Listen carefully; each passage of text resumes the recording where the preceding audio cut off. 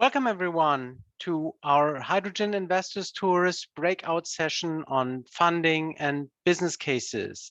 I'm delighted to welcome you all to this session where you can pose your questions on funding and business cases relating to hydrogen applications and whatever's around it. So from my point of view, those were already 2 great hours of information on the huge potential for hydrogen applications and business opportunities in the German coalfield regions during the last 2 hours. And I'm sure that many of you are now having many questions on how your business can succeed in Germany's Lusatian, Central German, and Rhenish coalfield regions. Let me remind you of 3 facts about these regions. First of all, taken together, these regions cover around 28,000 square kilometers. So that is a huge area for your business expansion in Germany. And everywhere in these huge areas, even cash funding is available for establishing new manufacturing or production facilities of yours. And finally, these areas offer opportunities for you to get into contact with enterprises from Germany, research institutes, and German industry associations, which have innovative ideas to transform these lignite areas into energy producing areas of the future. So maybe after today, you already found the potential place of your new business presence in Germany. Thank you for tuning in. You're definitely at the right place to pose your questions online via the chat tool on this website. And maybe if we don't react immediately, that is also because my colleague Sandra will then transform them into the Zoom tool. We're currently talking in, the expert and me, and I will then forward your questions to our today's group of experts from the different coalfield region. My name is Udo Selhast, and I'm a senior manager at Germany Trade and Invest's Investor Support Services team. And as shortly announced by our CEO, Jürgen Friedrich, almost 2 hours ago, Germany Trade and Invest is the economic development agency of Germany. So we've got 3 basic tasks: trade, invest, and location marketing. And in our trade department, our business analysts regularly report on 120 countries, and thereby we provide the knowledge base for German companies planning business activities abroad. And in addition, GTAI promotes Germany's advantages as a business location internationally. And for that, we do have a special focus on those regions in Germany undergoing structural transformation processes at the moment. And this includes those areas affected by the German coal phase out. And finally, that's why we're all here today. But GTAI is also the first port of call at the German federal level for foreign businesses that would like to learn about how to set up their business in Germany via a subsidiary or a branch office. And to make investing in Germany as easy as possible, our investor consulting team, including me, supports foreign investors from market entry to locating in Germany. But of course, GTAI does not work in this field alone, but we work in close alliance with our regional partners. And as you might be aware, Germany consists of 16 federal states, and all of them offer great support for you when you intend to set up your company in Germany. We really work in hand, and therefore I am very happy to have great experts from 4 different German federal states joining today to answer your questions on funding and business cases. Let me shortly introduce them, moving geographically from west to east. Our experts today are representing the Rhenish co-region, Anne-Kathrin Liponer and Dr. Christian Rohe from the Ministry of Economic Affairs, Industry, Climate Action and Energy of the state of North Rhine-Westphalia. They are looking forward to your questions. Also, Gottschule from the IMG, the Investment and Marketing Corporation Saxony-Anhalt, as well as Alexandra Gehring from Saxony Trade and Invest are here to tell you more about the central German co-region, because the central German co-region lies in the two federal states of Saxony and Saxony-Anhalt. But Alexandra also has a second role to fill in today, because together with Roald Koch from the Economic Development Agency Brandenburg, she also represents the Lusatian co-region in the very eastern part of Germany, because the Lusatian co-region is situated in two federal states, Brandenburg and Saxony. Now we're very happy to answer your questions on funding and business cases for hydrogen applications in the coalfield regions. Thank you very much. So I don't know if we already have got some questions. Yeah, I see we do have a question. So maybe everyone aims to support finance to the hydrogen energy industry, which is fine. However, all I hear is we are the best and we do electrolyzers. I'm asking myself, a scientist, investor, and human, working already 25 years in hydrogen science and alternative energy sources, is someone understanding the fact that solar, wind, and energy and electrolyzer industry cannot be scaled to any significance within the next 10 years because of all of these systems require massive resources on steel, precious rare metals, space to be built, infrastructure. So I don't know if anybody of you would like to respond on that. So from my point of view, Germany has got a very ambitious national hydrogen strategy. And yeah, of course, this aims at implementing all these different resources and energy producing capacities also into the hydrogen sphere, and to transform the German energy production and application system also within these different industries and also within the transport area. So yeah, maybe Roald, you want to add something on that? Yeah, I would like to transform it into a question and would bring up an example from one small German village called Feldheim. They are now, so to say, 100% relying on renewable energy. And if you look at their history, you can clearly see that one point, which is very important, is to add new technologies.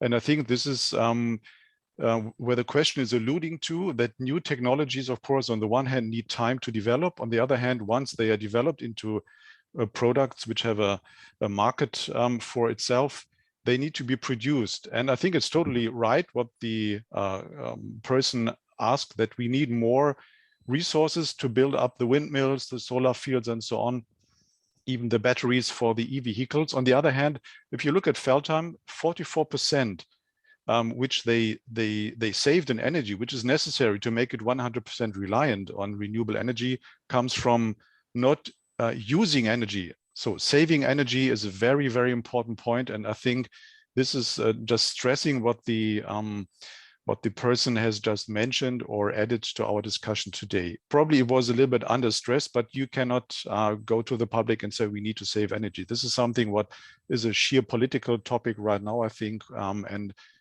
of course, it has its technological implications as well, but this will be another topic than hydrogen. Yeah, thank you, Roald. So for this example on this question today, and I don't know if anybody else wants to add something. Otherwise, we've got another question which just came in. Somebody asked, I'm still looking for viable business cases, especially we believe that hydrogen for transport is riding a dead horse. Could you convince us otherwise?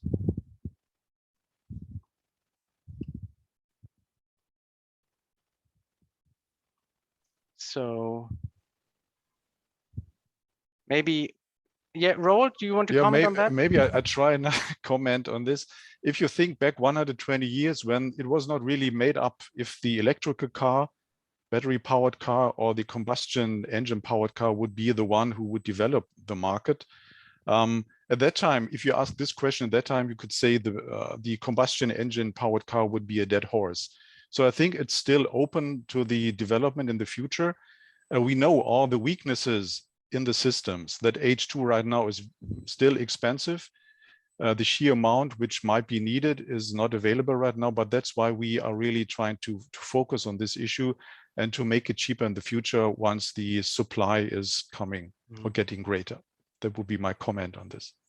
Yeah, thank you, Roald. So I'm just thinking about the other session when from North Rhine-Westphalia a pilot project was introduced where they wanted to use hydrogen for the public transport in the areas with several buses. So, you know, maybe this is just the beginning, but at least that is, of course, a beginning. And yeah, I don't know, Alexandra, you raised your hand. Maybe you want to add something on that? Yes, please, because I would like to point out the city of Chemnitz, which is not directly in the central region, but very close to it.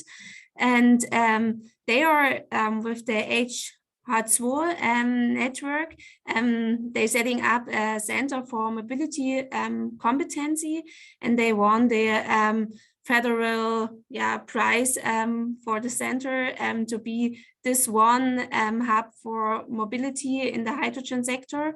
So yeah, if you especially look at mobility, you should look at Chemnitz and the H2 cluster there, and they come up with great ideas for transport systems, not only cars, but also trains, buses in the field of hydrogen. So I think if you're looking for a business case, you would find your answer there.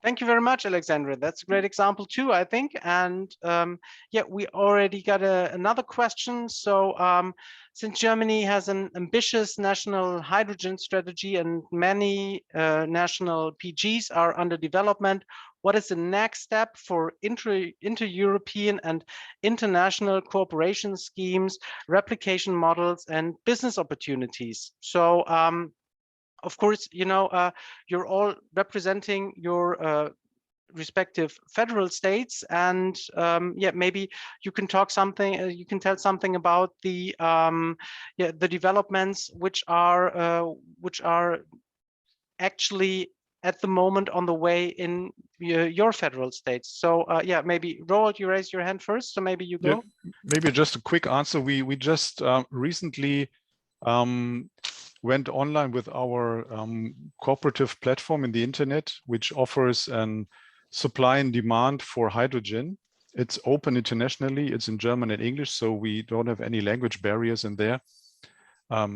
So this could be one small contribution to bring together the supply and demand of hydrogen in the future. It could only be an intermediate step because this is will never be a full-fledged market in itself, but I think it's a good way to, on the one hand, to raise more awareness to the question and to raise awareness for companies or for institutions who would like to offer their technical advice, their hydrogen in the market. And since it's international through its language, so we already have some inserts from international companies over there. And secondly, I know that Scotland is quite active in setting up new wind farms and then into trying to selling hydrogen to Germany as well. There are other countries, I think in Africa, like Namibia, has a very big project underway for $9 billion US. If this is always the best way ecologically to produce and to set up this value chain could be questioned, could be researched, I think, but I think we can learn from that it's not only in Germany or Europe that we are looking into this direction. Thank you very much, Roald. So maybe Anne, I know that you're dealing with strategic views in North Rhine-Westphalia on very many different hydrogen topics. So maybe you can add something to that too. Yeah, sure. So actually, international cooperation is one of our most important pillars when it comes to our hydrogen roadmap, and also when it comes to all other PTX products. We're not only talking about hydrogen, we are also talking about green ammonia or methanol, for instance. So I think it's a quite complex issue and it involves many stakeholders. So we really tried, like when you talk about hydrogen markets and the hydrogen business opportunities, it's nothing you just can look at it for itself. Like you have to look at it interconnected. So we really try to enhance our international cooperation in that regard. And one thing I want to mention is because I think those projects are really good examples when it comes to international cooperation on the business level are the important projects of common European interests, where the companies are required to provide spillover effects for all over Europe, for instance, in that case. So we had a huge matchmaking process where many companies found partners in other countries, other European countries. And I think not only those projects will benefit from it, but also like smaller projects or upcoming projects in the next years can benefit from that integrated approach and from this business relations that are set up now. And I think this is like really one of the major pillars when it comes up to having like international cooperation and the hydrogen and PTX sector in general.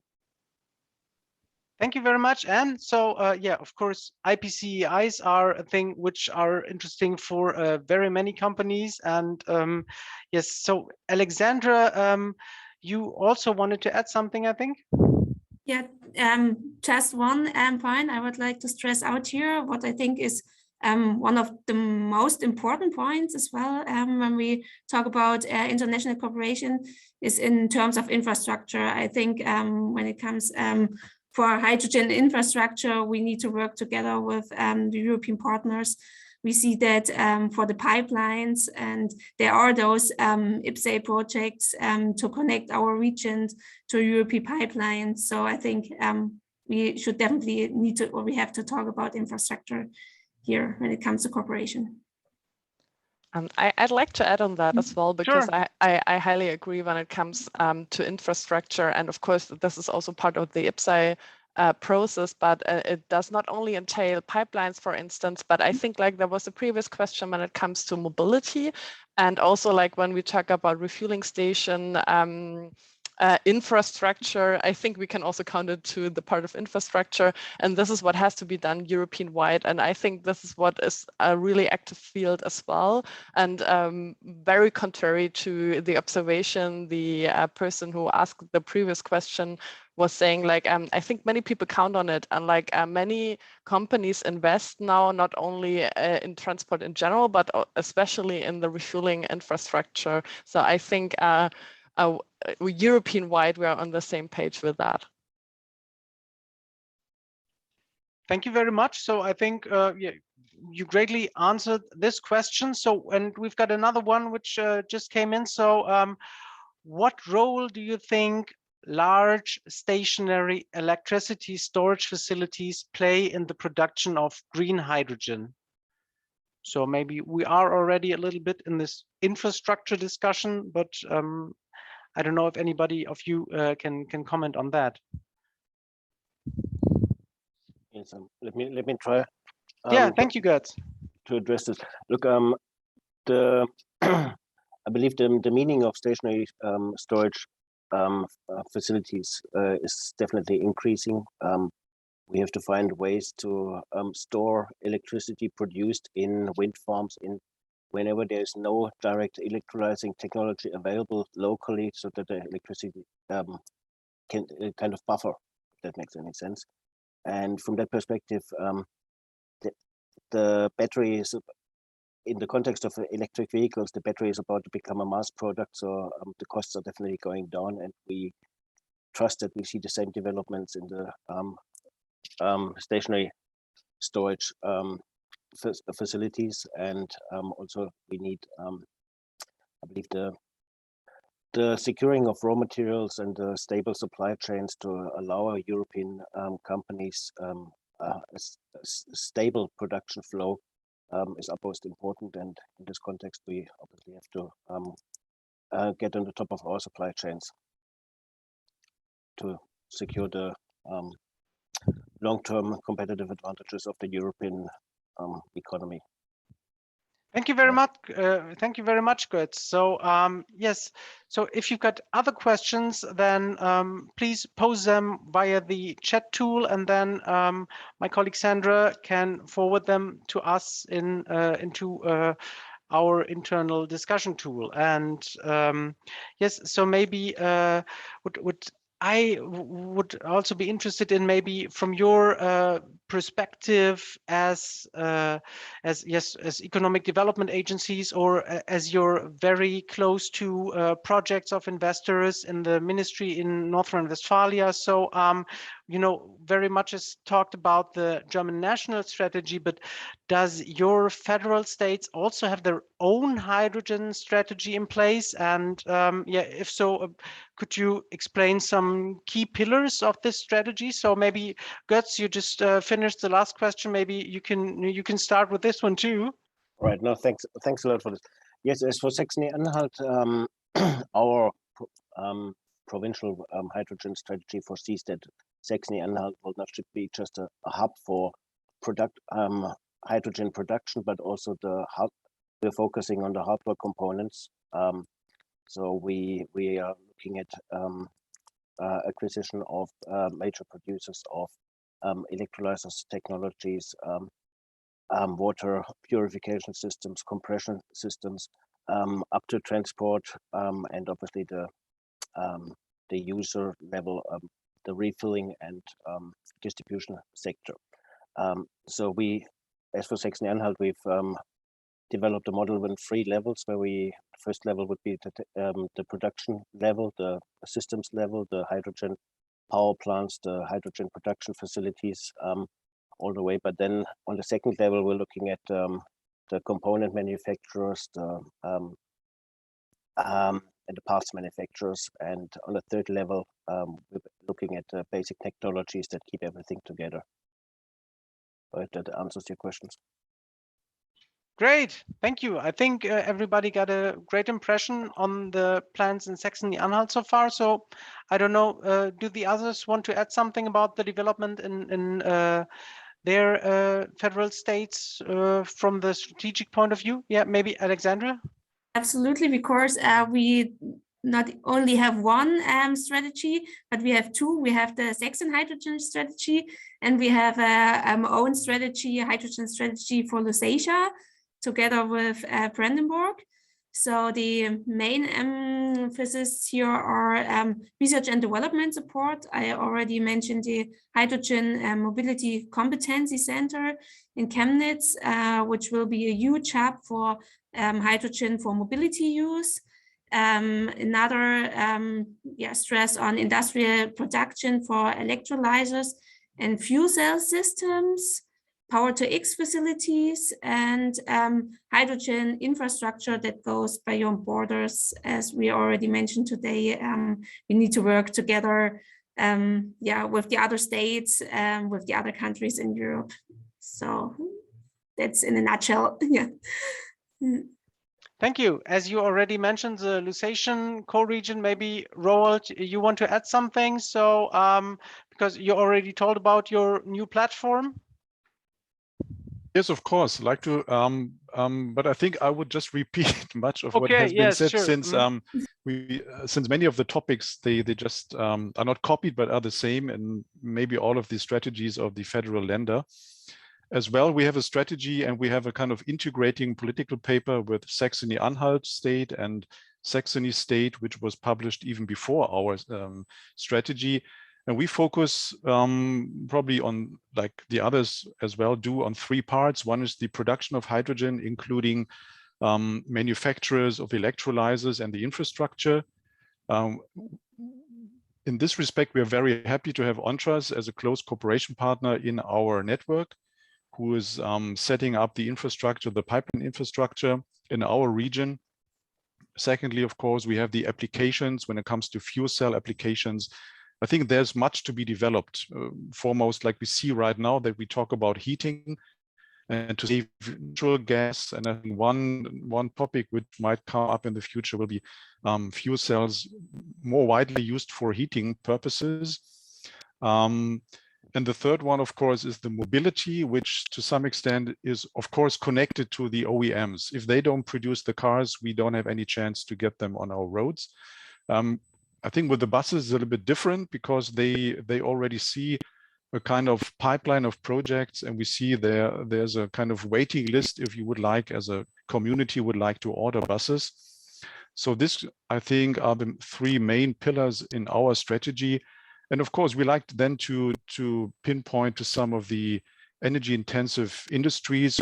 Fraunhofer just set up their research center in Cottbus to decarbonize energy intensive industrial processes, and mentioning that we think about cement production, steel production, and glass production.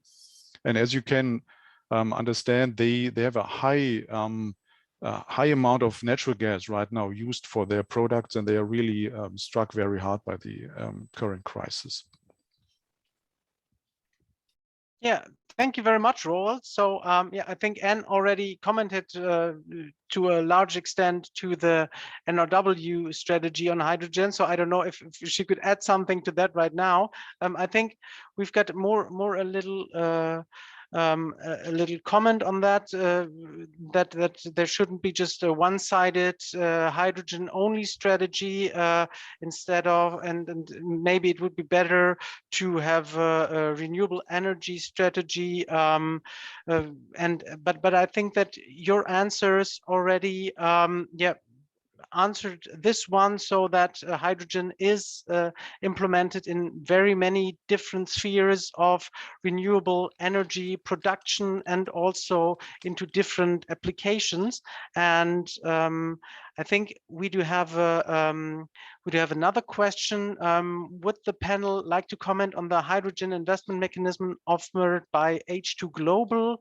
Are there many off-takers joining this mechanism through HintCo? Should investors focus on these kind of mechanisms to secure sales? So I don't know how many of you are particularly familiar with H2 Global, so maybe you can comment on that. So I see that Anne already nodded, so perfect, maybe you can take over first.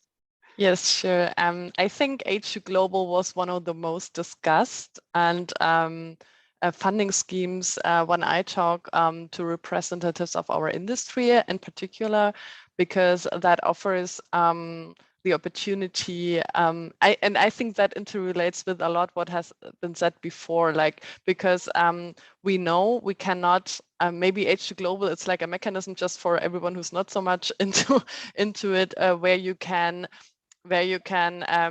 get hydrogen and where you have like the option to get hydrogen supply contracts, and where you can also like help, like where projects are helped with where they can build large scale plants. Sorry for the bad English, but in general, this mechanism was extremely important for our industry, because I think it is so far almost the only funding mechanism where you can get more hydrogen. And I think this is something that has been touched upon. We cannot, especially in North Rhine-Westphalia, we are aiming to have as many production facilities as we can have here, but we know we have to get external supply as well. And I think H2 Global is really helping with this. Especially when it comes to the energy intensive industry and big players. So I think this was, at least what I heard from our industry, a very, very interesting scheme. Perfect. Thank you very much, Anne. So that's a great answer to this one. And yes, so maybe when I started by saying there are incentives available for new production and manufacturing facilities in all of these coal phasing out regions, maybe I referred to the general framework of investment grants via the Joint Task Program for the regional restructuring of Germany, so the GRW as it's called in Germany. And we often get questions on if somebody can start his or her project before having handed in the application or before getting the final decision on the application. And maybe that's a good thing to share also here with our participants. So maybe somebody from you could also comment on that. So maybe, I don't know, maybe Roald, can you say something on that? Yeah, of course, I like to, because this is addressing the general rules of the GRW funding scheme, which is accessible all over Europe in relation to the economic development of the certain regions. So there are differences in the funding percentages for the grants.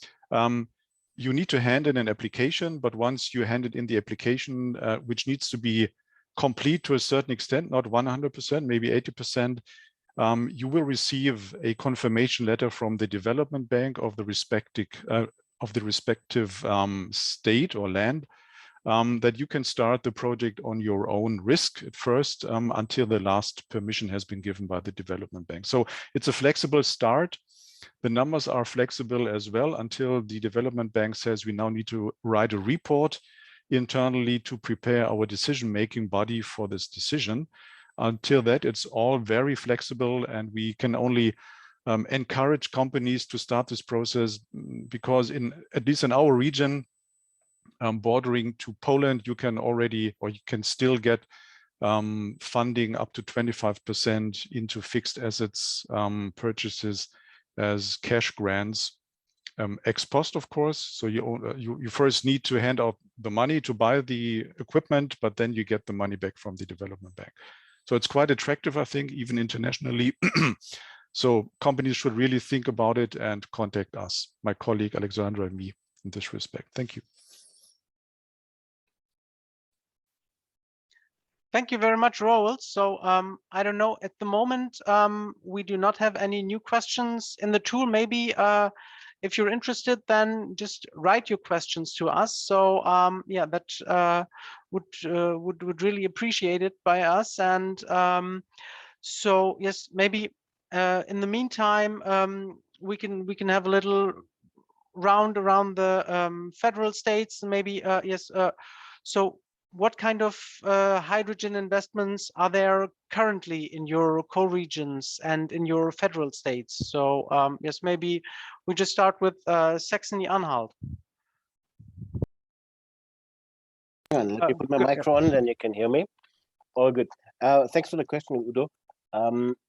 Look, obviously, a couple of these projects are still in a secretive level, confidential level, that we can't share the names. But we do see a lot of very encouraging developments in terms of hydrogen production.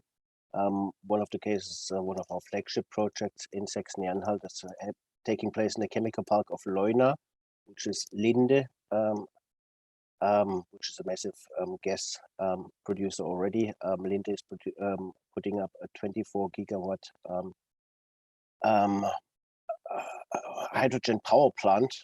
So they're producing the hydrogen on site, and they're already putting it into electricity to feed the nearby tenants in the chemical park of Leuna.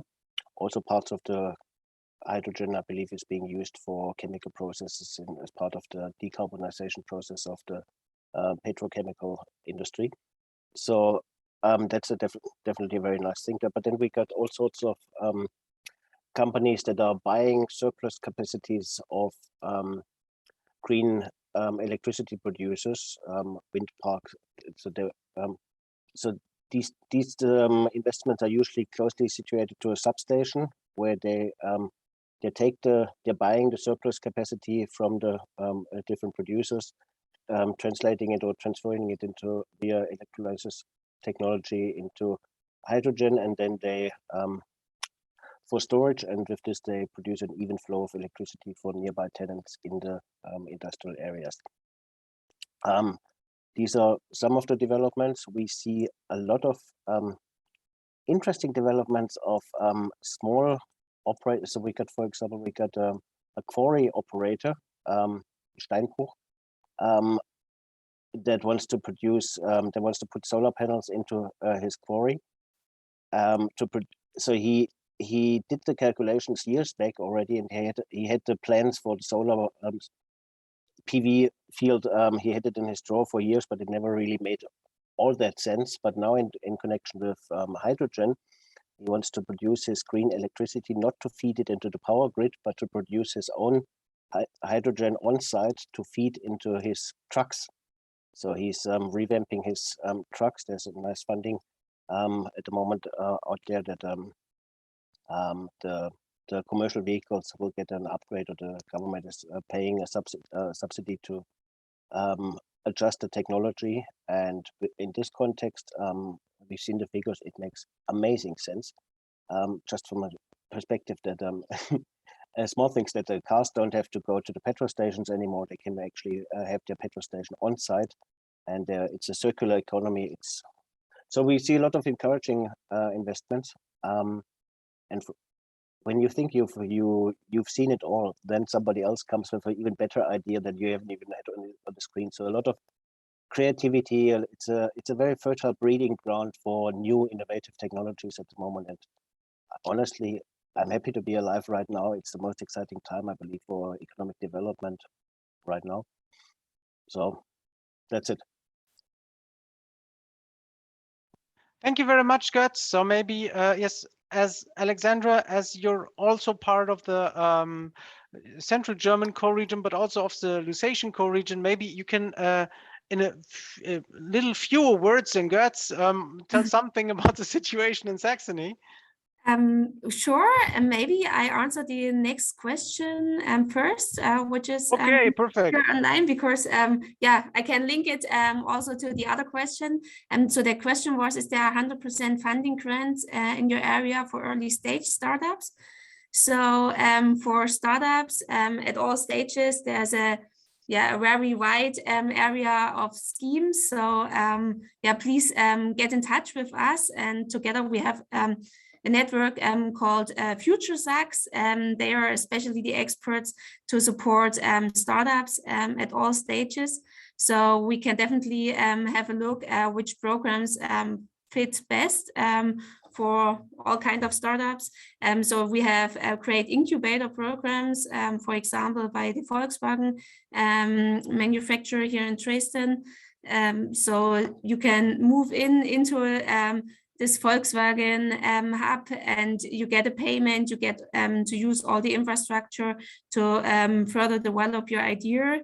And there's also another possibility at the future hydrogen campus of Siemens in Görlitz, where you also have a great startup center with all the Siemens infrastructure you can use. And this is also the example I would like to point out, where big investments are being made in the area.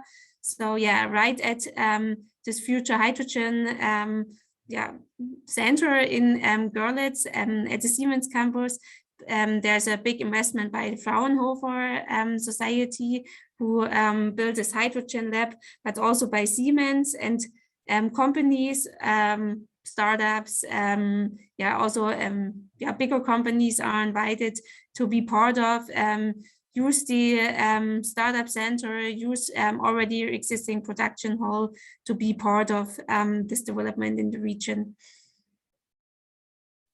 Thank you. So yes, Götz, maybe you have got a short comment on that too?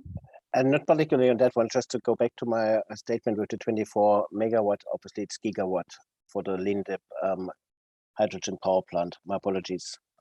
So is it gigawatt or megawatt? It's gigawatt. It's not megawatt. Yeah. So okay. It's great. Giga.